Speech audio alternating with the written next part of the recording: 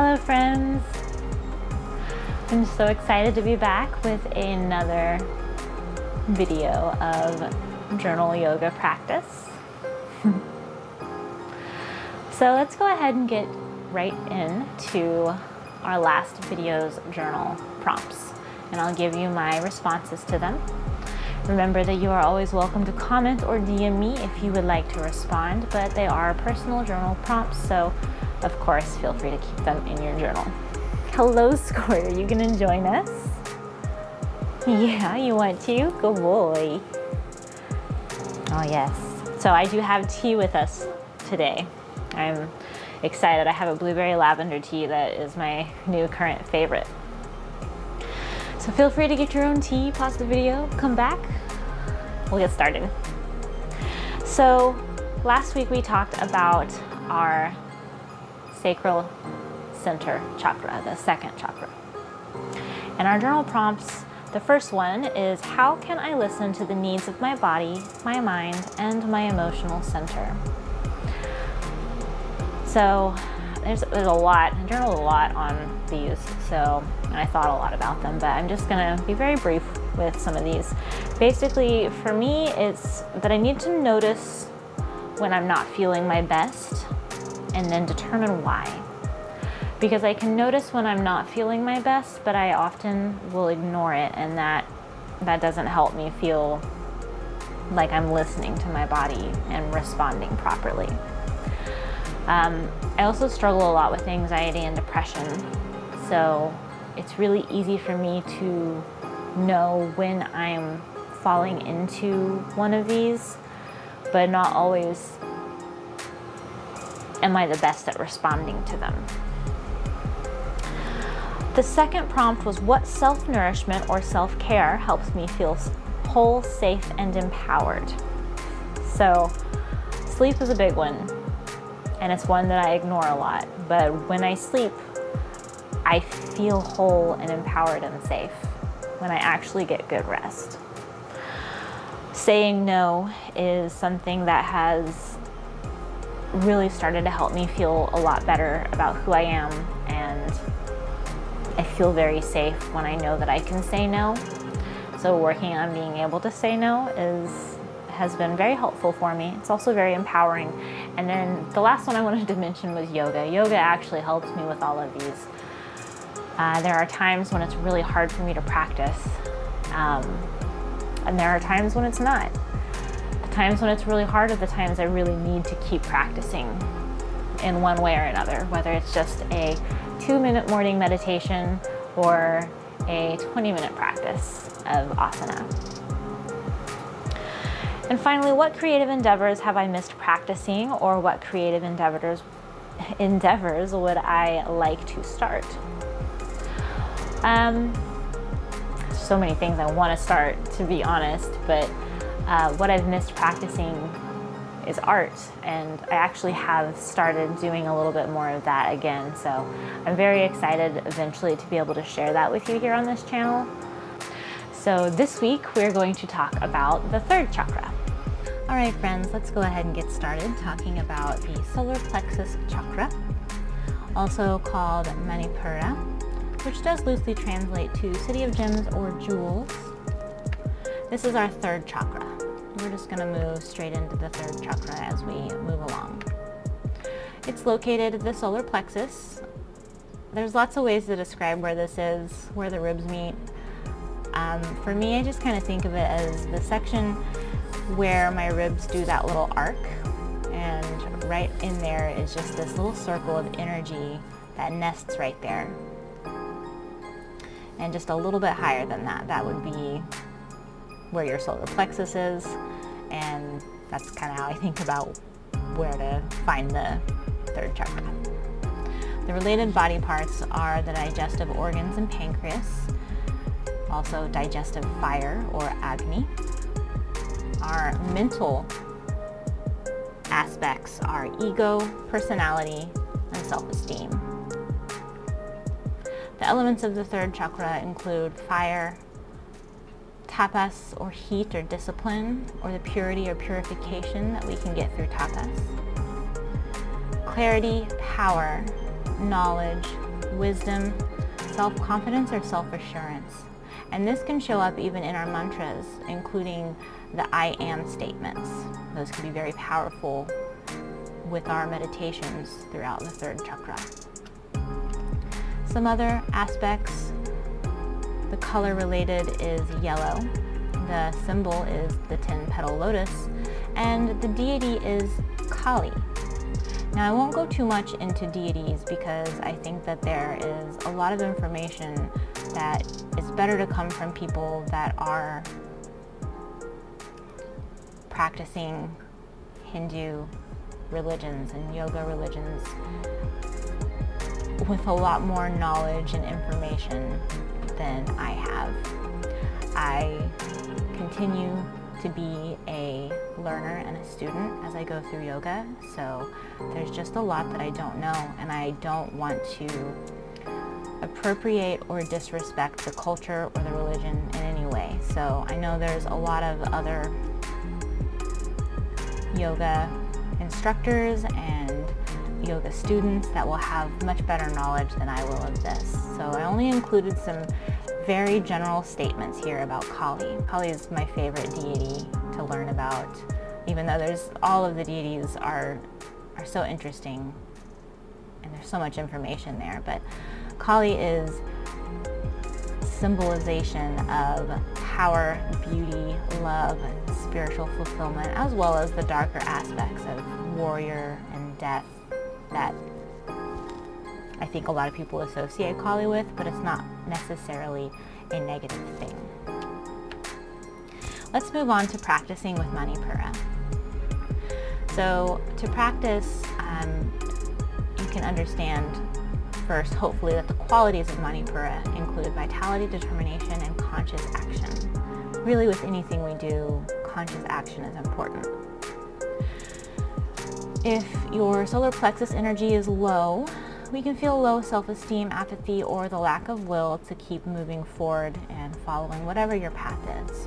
But if the energy is too high, we're often overstimulated into perfectionism and criticism, and that can run rampant.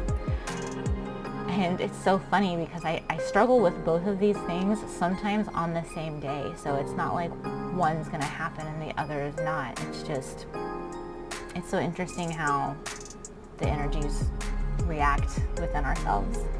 But all of that to say, the balance of Manipura is critical to our digestive health, our energy, and honestly just each day.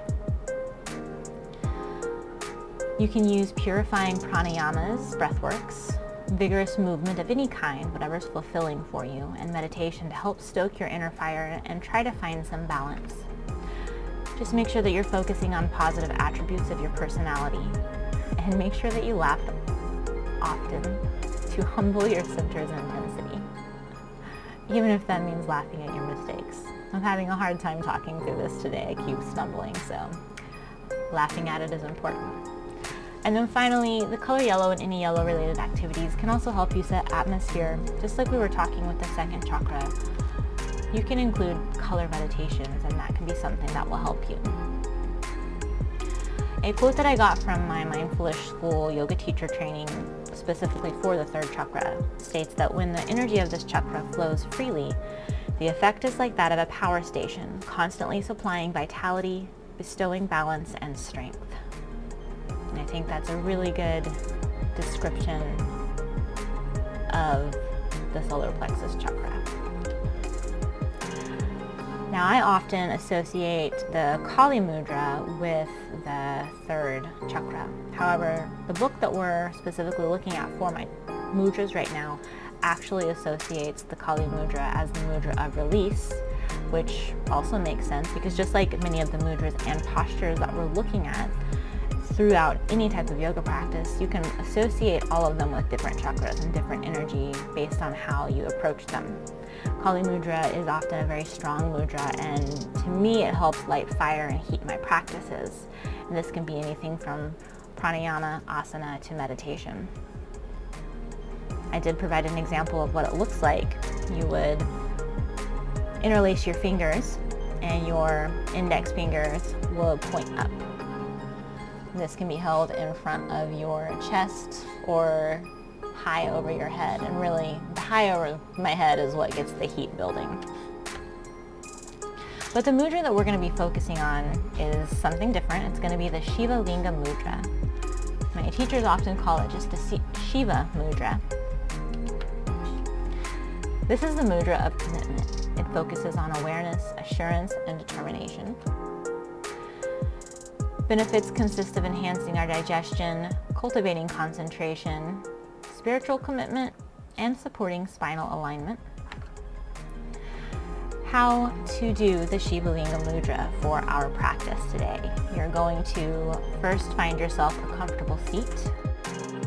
Make sure that you are warm, cozy, and that whatever is touching the ground roots down so that you can sit nice and tall.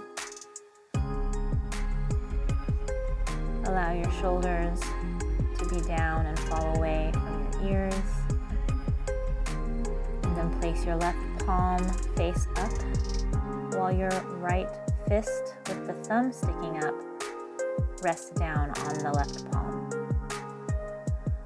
I like to even ground my right fist into my left palm a little, like a mortar and pestle.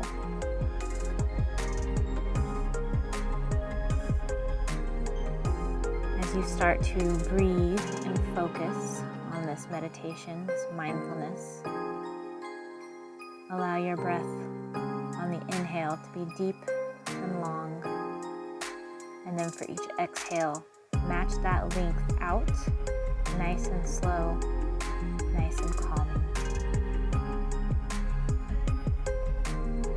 Today we're focusing on commitment, determination, awareness.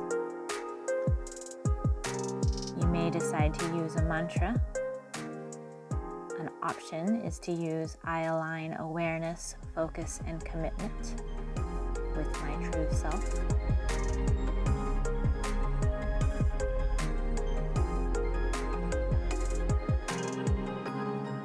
Next, bring yourself into an ideal place of balance and awareness between mind, body, and breath. This is just an intentional imagining of what this might look like for yourself. Imagine that these three things, mind, body, and breath, are uniting together, meeting one another.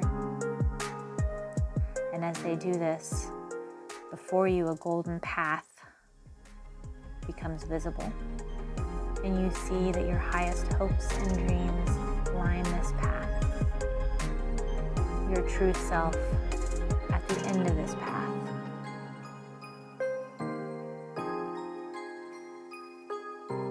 Allow yourself to imagine taking the first tentative step onto this path with awareness and commitment. And then continue to walk this path, sending your own energy and your life force into all your goals. This is the commitment to yourself. It is unwavering. It is golden light shining. You are truth.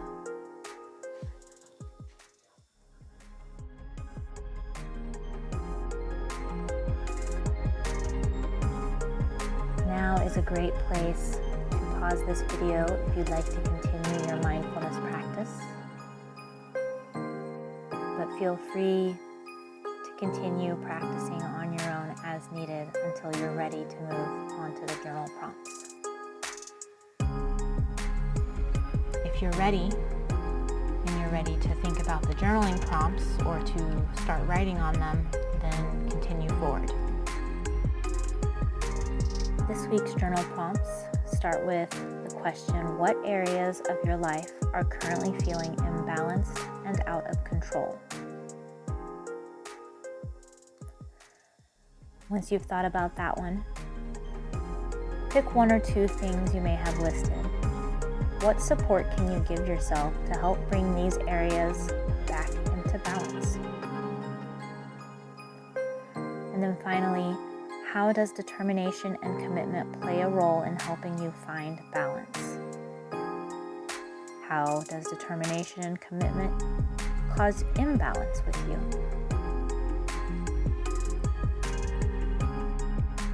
That's it for this week. And I have posted a video about some changes to my channel where I'll be posting at maximum twice a month. So this will be more of a monthly journal prompt, more time for us to work on our routines and practices, especially if you're extremely busy and you want to do this, but maybe it's been too hard. But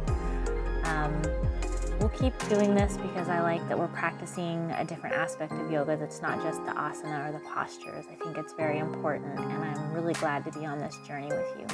So I do hope I hear from you soon, and I just want to wish you all of the love, light, and gratitude that I have in me. Thank you so much for joining me. Bye.